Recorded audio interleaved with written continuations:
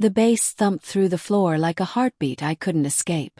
Every pulse of sound rattled the glass in my hand, the rim slick from where my lipstick had smeared. Strobe lights cut through the haze, faces blurred, laughter stretched, and the air was heavy with cologne and heat. My skin prickled with nerves, excitement, and something darker I didn't dare name. When the man in the tailored suit leaned close, whispering my name like it was a secret he owned, I felt the edges of guilt begin to curl around my ribs. I shouldn't have come. But I had. And I couldn't pretend anymore that it was just curiosity. The invitation had come from a coworker, Talia, who spoke about the party like it was some exclusive, liberating ritual for married people who still wanted to feel alive.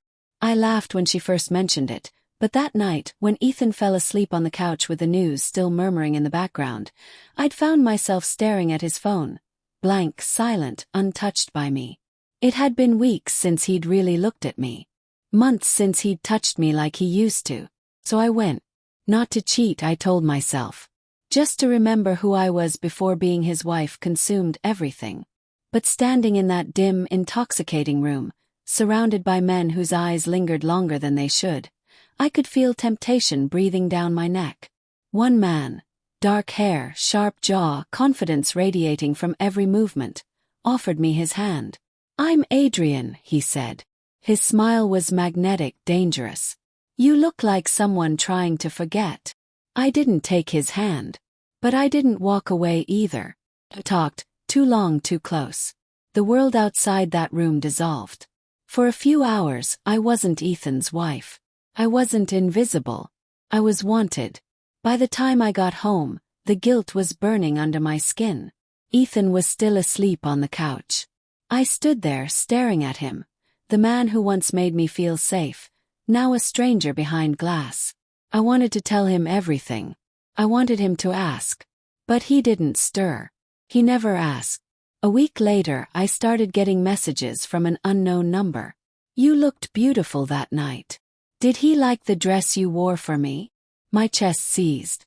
The texts came with photos.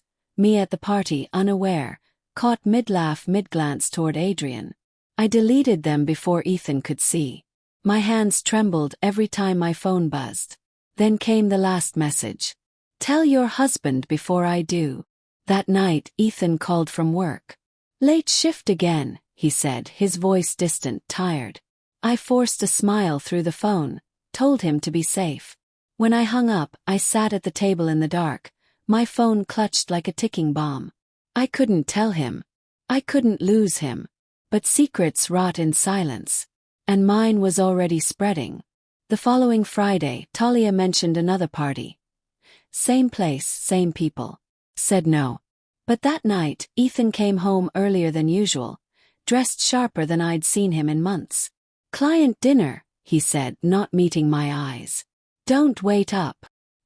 His cologne lingered after he left. Something inside me broke. Maybe it was paranoia.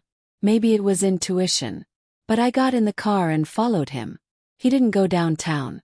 He didn't go near the restaurant district. He went to that address. The same house. My throat closed. The house glowed softly at the end of the drive, music spilling through the open windows. I parked a few blocks away, my pulse hammering. Inside, laughter rose and fell in waves. Women. The same electric energy I'd felt that first night. And then I saw him, Ethan, my husband, leaning against the same marble bar where Adrian had stood. A drink in his hand. Talia beside him. Their fingers brushing in a way that wasn't casual. The sound that left me wasn't a cry. It was a broken, guttural exhale, the kind you feel more than hear.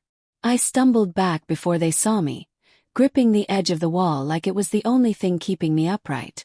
My vision blurred, every heartbeat slamming into my chest like punishment. He wasn't the one being betrayed. He was part of it. I didn't confront him that night. Or the next. He came home smelling like mint and whiskey, kissed my forehead and said he missed me. I nodded, smiled, played along. Inside, something sharp and cold was blooming where my love used to be. The messages stopped. I thought maybe Adrian had moved on. Or maybe Ethan had found out and handled it himself. Either way, the silence was worse than the noise. Until last night. Ethan's phone buzzed while he was in the shower. The message preview flashed across the screen. Can't believe she showed up. Thought you said she'd never find out. For a moment the world tilted. My reflection in the mirror didn't look like me anymore. I opened the bathroom door, steam curling around me, and set the phone on the counter beside him. Who's she? I asked quietly. He froze. The silence stretched, thick and suffocating. His mouth opened, then closed again. Finally he whispered, "You weren't supposed to know." The truth, simple and devastating, fell between us like glass shattering. I didn't scream. I didn't cry. I just smiled, a strange, calm thing. Because for the first time in months I saw him clearly. And I realized the secret party hadn't been my betrayal at all. It had been his trap. He'd invited me. Through Talia. Through Adrian. He'd wanted to see if I'd take the bait. And I had.